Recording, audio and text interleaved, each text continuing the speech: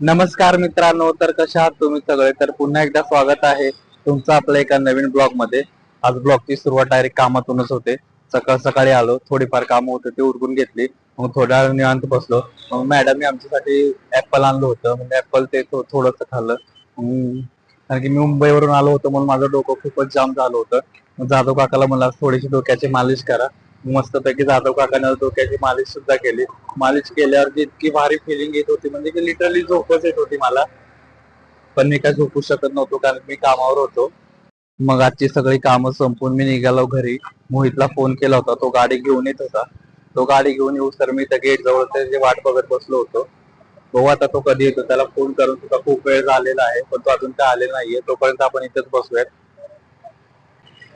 तो गाडी घेऊन आलेला आहे आणि आम्ही आता घरीच निघालेलो. तेवढ्यात बायकोचा फोन आला की येताना भेंडी घेऊन या. मग आम्ही आलो भाजी मंडईमध्ये, भेंडी घेतली आणि आम्ही आता निघतो घरी. Bye bye.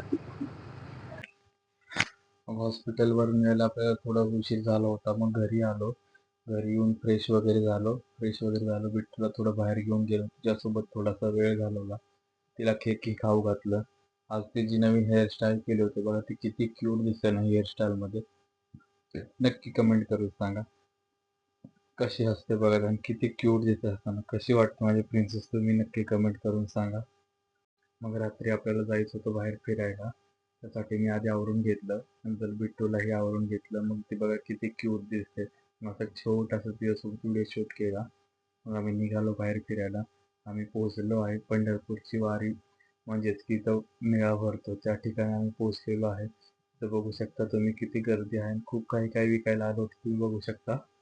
हे बायकांचं काय सांगता येत नाही राव. जिथं मेकअपचं दुकान दिसलं की तिथे निघतात. बघा ही माझी बायको, जिथं मेकअपचं दुकान दिसत होतं तिकडे काय काय नवीन आहे ते सगळं बघायला जात होती.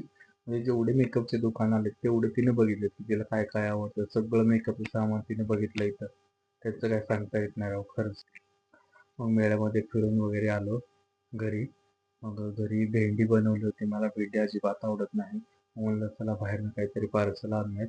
मग मी आणि मोहित गेलो बाहेर पार्सल आणायला. आणि फायनली आम्ही हॉटेलवरती पोहोचलेलो आहे आणि ऑर्डरही दिलेली आहे. मी डाळ खिचडी ऑर्डर केलेली आहे.